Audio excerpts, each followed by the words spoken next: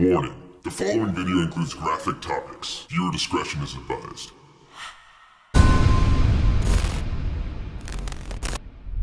Does this look familiar?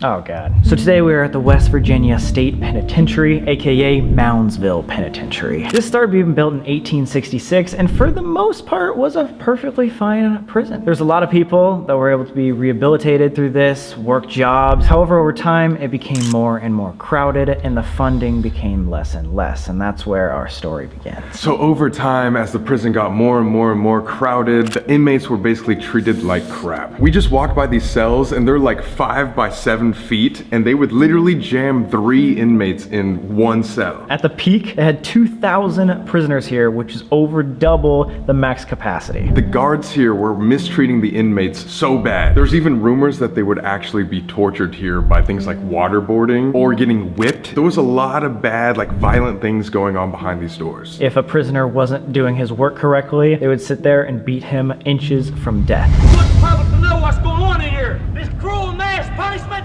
We're getting tired of being mistreated in here and want something done. So this prison lasted 119 years as a working building. In that time, almost 1,000 people died. Almost one per month for 119 years. Serial killers, the child, all of like the scummiest people on the earth were placed here, literally right next to each other, crammed all together. They did actually carry out hangings and electrocutions on this property. What's scary is sometimes those hangings wouldn't go too well. Most hangings actually would not go too well. For the person getting hung, for sure. Yeah. In 1938, there was a prisoner here named Orville Atkins who actually had a bad experience with his hanging because basically as they were trying to set it up, a nervous assistant accidentally pulled the trapdoor lever too early and he fell 20 feet and broke his legs. So they literally lifted him back up to be hung with broken legs. Oh god. Like they were just like, oh, my bad, sorry about your knees. Let's break your neck now. Oh my god. Imagine that's like that last 30 minutes of your life is so much pain. Now that wasn't the only one to go wrong, and mind you, at this time, all these hangings were public events. Now they stopped that for this reason. So in 1931, in front of a public audience, a guy named Frank Heyer was sentenced to death, and they accidentally used the wrong size of rope for the hanging. So he fell with such velocity that the rope actually decapitated him in front of a live audience. And so they were like, all right, we don't know if we can do this publicly anymore. They're like, we make too many mistakes here. We don't want the public seeing this stuff. And so they stopped that entirely. Would you have the balls to go watch a hanging? I don't think I would want to. I believe there was actually 85 hangings in this building and 9 electrocutions. Speaking of electrocutions, they had this chair called Old Sparky, which we'll show you guys in a minute. But there was a rumor that every single time somebody got electrocuted to death, that the city's lights would turn off and back on. Oh my god, it was that powerful? That's what they say, but we don't know. It's a rumor. That begs the question that if there's only 94 that received the death penalty, what happened to the other 900 deaths? There was a lot of control from the actual prisoners. They were able to break out, become into fights, a lot of prisoner to prisoner homicide. Some people were under such harsh conditions that they just decided, I'm gonna commit suicide. And then there was a giant vermin infestation too, so a lot of disease was spread around and people would just die of natural causes like old age or becoming really sick from being in that toxic environment. So the sewage systems would cause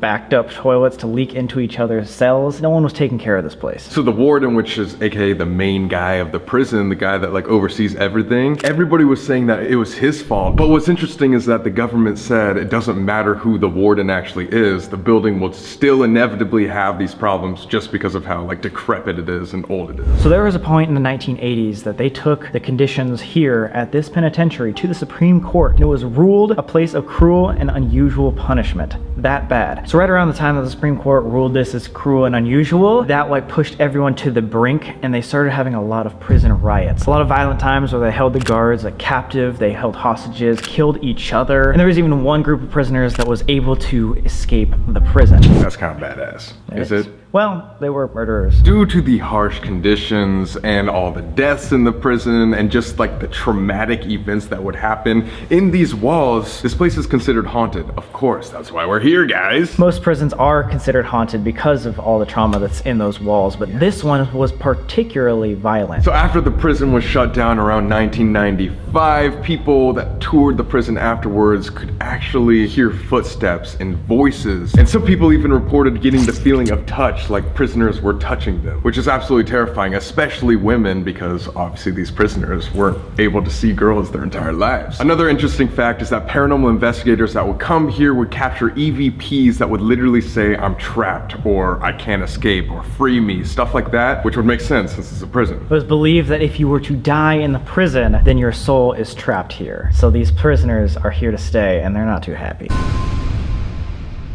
We have 2 flashlights, geophone, which is basically EMF and temperature, and then we put a REM pod in Red Snyder's cell over there. You guys ready? Tie him up. I'll do it. Tie. Whoa. Right when I said you want to go under. Red Snyder, if you're in the cell, we're about to try to communicate. If you want to come over here. Oh! That means he went from over there to over here. Let's do it, let's do it. Hi there. Hello, it's good to talk to you. Real good. No way! Flashlight just went on! Holy shit! Who is this? Can you tell us your name? Kansas. Do you recognize us? How do you know we're from Kansas?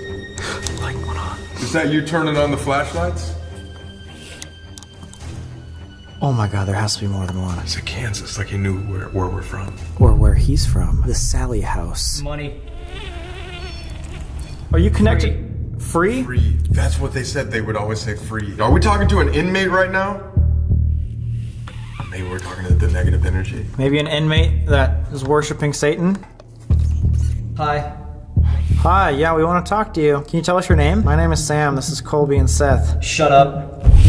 Holy shit. Dude, they both turned on at the same time. Okay, I know you may not want to talk to us and we'll get out of your hair in a second, but can you at least tell us what cell you stayed in while you were here? Can you give us a number? Prison. In the North Hall, did you stay here? There. Okay. Send. You were sent to the North 10. 10. Sent to the 10. Sam is going over there right 11. now. Sam, it just said you, look. No way. Guess what 10? Me! This is me! When I said 10? Sam, but this just turned on to window. I would stay there for 2 seconds. It's the ghost. The only graffiti in 10 is this outline of a shadow man. No fucking way. I don't want to do this. I'm in here. What do you want? This is big boy. Are you? This sounds like I'm talking to actually like a demon.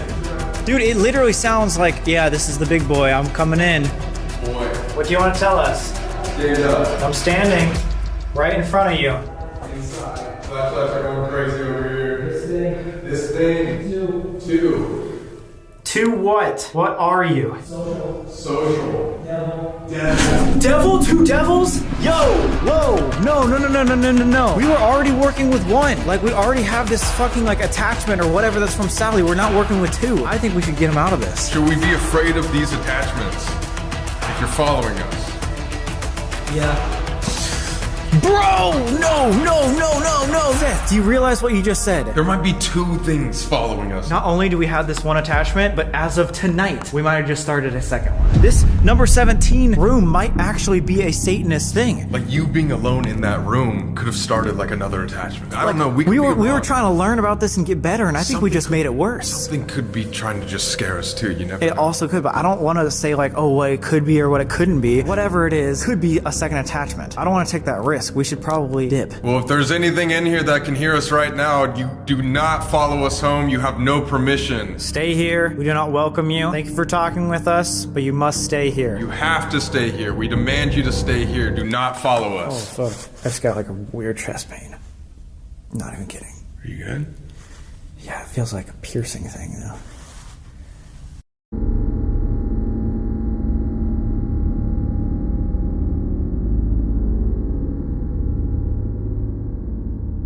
We're here back at the hotel, getting changed, and what? I was changing my shirt and I looked in the mirror and That's like multiple screens. That's One? Dude, what? There's all the way up here and down there? Even if you were having an itch or something, there's no way. It's not like burning or anything. I didn't even realize it was there. I didn't feel anything. Just all those scratch. What the? That's so creepy. Yeah. That was completely just like out of the blue.